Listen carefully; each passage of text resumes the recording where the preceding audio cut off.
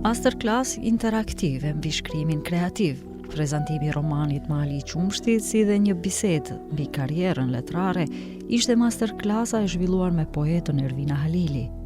Ky aktivitet u përsoll me kërshëri nga të pranishmit. Ishte i ndarë në 3 seksione. Me profesion jam psikolog, po jam edhe dashamiri i artit, me veçanti i letërsisë. Edhe sot me shumë qejf edhe me dëgju masterclassin e poetës nga Prishtina Ervina Halili. Mendoj që eventet e tilla me natyrë të masterclass janë shumë më të mira dhe më frutbënëse për gjithë ata që e dojnë letërsinë, për shkak se për nga natyra atyre, përveç aspekteve ligjerimit, të mësimit të teknikave të caktuara të shkruamit, e bisedave rreth artit, po lejojnë edhe një natyrë të ndërveprimit brenda eventit, edhe kjo po na mundson që ne me mësu prej njëri tjetrit.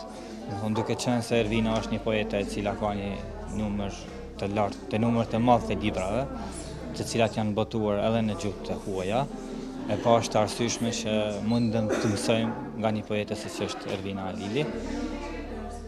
Ajo e organizoi në atë formë që na dha mundësinë që edhe ne të bëhemi pjesë e eventit, pjesë e debatit, edhe të shkëmbejmë përvojat tona, jo vetëm personale, por edhe letrare në kuptimin që ajo gjithmonë u përpoq të na kthej tek vetja, duke na bërë të thirrim veten se çka po na inspiron ose çka po na shtyn neve të shkruajmë, edhe përmes përvojës së saj mundohet të na ndihmoj edhe pak në aspektin e teknikës ose si shkruajmë, çka të kemi parasysh, si ta mjeshtrojmë mjeshtrinë të shkruamit në një farë mënyrë. Gjatë masterclassës, pjesëmarrësit patën mundësinë të mësojnë rreth frymëzimit në shkrim, rolin e shkrimit si akt social dhe historik, si dhe eksplorimin e narrativave vizuale. Halili ndau përvojat e saj personale dhe profesionale, duke ofruar një pasqyrë të thellë mbi procesin krijues dhe sfidat e të qenit shkrimtar në Kosovë më gjerë. Për shkak të bindjes teme për ata që dojnë me u inkuadru, sikur që kam qenë une, ose ata që veç janë të inkuadru, po dojnë me ndëgju një verzion personal të dikujt për shkrimin, une kam mendu që këtë masterclass mos me bo si një masterclass klasike, po me bo një farë masterclass interaktive ku edhe ju më tregoni mu për përvojën e juj, edhe une ju tregoj juve për përvojën teme. Mendoj që ashtu është ma mirë. Une për vete jam rrit me idenë që çdo ditë mësoj diçka të cilën e inkuadroj në letërsi, edhe mendoj që askush nuk mundet me të mësu për me shkrujt, askush nuk mundet me të mësu për me qenë një poet ose shkrimtar, por mundemi me shkëmby përvoja, edhe mundemi me fitu shumë prej shkëmbimit të përvojave.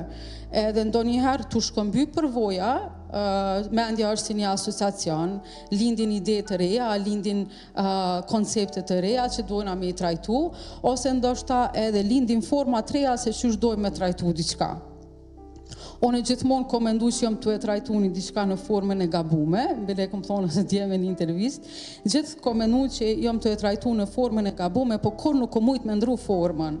Gjithmonë e kom shku në qatë formë që unë kom mendu, që nuk duhet me shku dhe prapë kom përfundu që aty. Po du me thonë që është shumë e vështirë me dalë njeriu prej vetës edhe nëse ekspozohet para një trendi ose kulture të caktuar, prapë ka me projektu veten e vet në formë të direkte ose indirekte në letërsi. Si të frymëzohemi për të shkruar, shkrimi si akt social dhe historik, narrativat vizuale, ishin vetëm disa nga pikat e qasjes për të cilat Ervina u lëshua në bashkëbisedim me të pranishmit në orën e masterclassës mbajtur në shtëpinë e Evropës. Nëse ju keni një historik të letërsisë që keni shkrujt disa libra, nëse merrni ato libra me i lexu prej të pari deri te fundi, ju e shihni çat rrugtim të vetës. Ajo që kam ka ndodhur mu te libri i tretë prap, se aty e kam pas fërkën më të madhe, është që kur kom marrë me lexu, mas 2-3 vite që është shkrujt, e kom kuptuar që ka pas gjona të cilat unë i kam parapri. Do me thonë që ndërdia jeme letrare ka qenë shumë ma përpara se sa vedia jeme për letërsin. Do me thonë që ti në shkrim, shkrimi është një lloj psikanalize e vetës, ti në shkrim arrin me projektu gjana që vetja jote nuk guxon me jetu, po që ti thjesht i thret në një farë forme sepse janë në ndërdijen tonde, edhe ti ki nevojë me dal jashtë ndërdijes. E di që shkrimi në krejt botën shpesh herë trajtohet si diçka shumë teknike. Ai ka talent për me shkrujt, ai shkruan bukur, s'm ka interesu kur a din njerëzit me shkru bukur, a nuk din njerëzit me shkru bukur. Mu m'ka interesu a kam ri përmes letërsisë me bo që udhëtimin e vetës, me bo që udhëtimin me vetën, edhe çfarë ide po përfaqësojnë. Se unë mendoj që çaj njeri i artë, një që kish me thonë mbi njeriu, Ubermensch, është një person i cili ka gjykim shumë të artë, i cili ka gjykim shumë të shëndetshëm, i cili automatikisht i shërben shoqërisë, pa dasht ai mi shërby shoqërisë. Na nuk kemi nevojë me bo letërsi misionare, kur na përmes letërsisë i shërbejmë letërsisë. Na kemi nevojë sepse mandej kjo merr një konotacion historik për cilën kemi me fol pak më vonë, që është shumë e bukur, sepse na kemi shkrimtar të epokave të ndryshme letrare, dhe secili ka fol një kohë të caktuar, sikur që i flasë donë edhe shumë për juve këtu që shkruni epokës juaj, se na nuk mundna mi fol epokës e faraonit, na kena mi fol çësoj epoke ku jemi. Gjithsesi, prap, unë në ditët e sot me ku jam, ku kam ri, e shoh që letërsia është një udhëtim, një vetë zbulim, drejt ndërgjegjësimit të asaj se çka përfaqësojmë si krijesa, si njerëz, si humanoid, kush jemi na. A mund të na thoni më tepër rreth konceptit të kësaj masterclasse për të kaluar pastaj tek libri? Unë doja që koncepti të ishte i hapur, që në mënyrë të kuptoja edhe interesimin e të tjerëve ose pyetjet e të tjerëve, edhe ashtu ndodhi dhe u zhvilluar shumë mirë. U përqendruam kryesisht tek njeriu i brendshëm dhe letërsia, domethënë sa arrin njeriu me u vetë zhvillu brenda letërsisë që bën, por prekëm edhe tema si vujtja dhe letërsia, si aspekti social dhe letërsia, dhe u zhvillu një masterclass mendoj pak a shumë spontane. Po, të kalojmë pak tek libri. Është një libër i ri të cilën ju e prezantoni tek ne, është Mali i Qumshtit, çfarë përmban?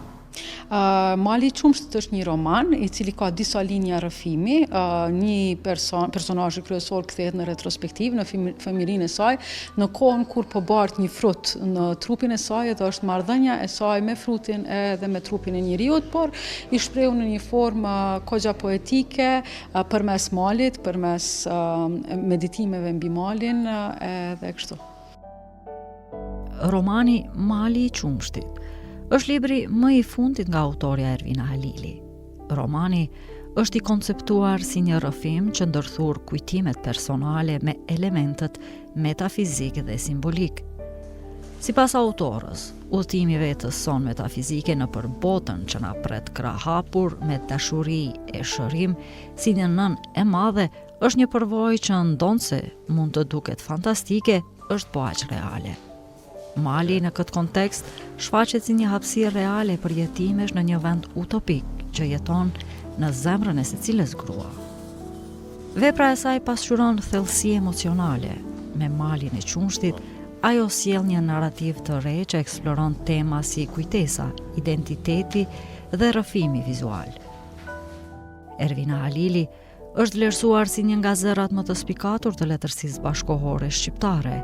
Ajo ka fituar çmimin letrar Ali Podrimja për librin e saj Amulet në vitin 2015 dhe ka qenë pjesë e rezidencave letrare në Zvicër dhe Austri. Veprat e saj janë përkthyer në disa gjuhë evropiane dhe janë prezantuar në panajire librash anë mban Evropës.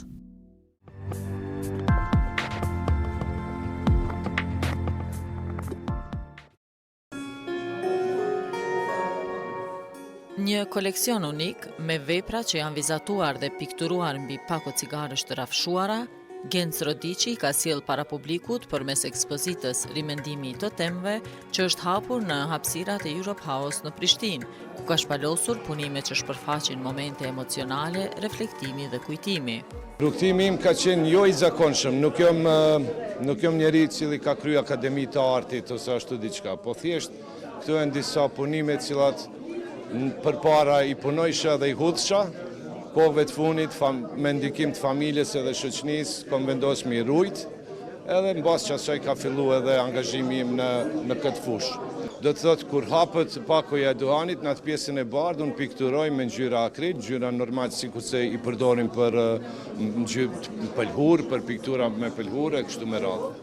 Ama mendoj që jo koleksion unik, janë 366 copa, në mënyrë kronologjike e përcjellin një vit të jetës time gjatë pandemisë, e kanë temën apo konceptin kryesor i cili është se me pak punë dhe me pak vullnet, se cili prej nesh mundet me ndryshu për të mirë, mundet me ndryshu pozitivisht, duke ndryshuar vetveten, e ndryshon edhe familjen edhe shoqërinë.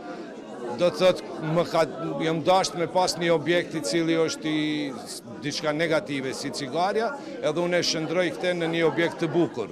Ajo është metafora kryesore e kësaj ekspozitës. Do të thotë që mundemi me bën ndryshime, edhe në nivel lokal, edhe në nivel global, gjithka. I drejtuar nga emocionet dhe instikti, udhëtimi artistik i Genc Rodiqit sfidon shablonet artistike. Përmes përvojës personale dhe imagjinatës, ai ka realizuar vepra që janë sa intime, po aq edhe universale.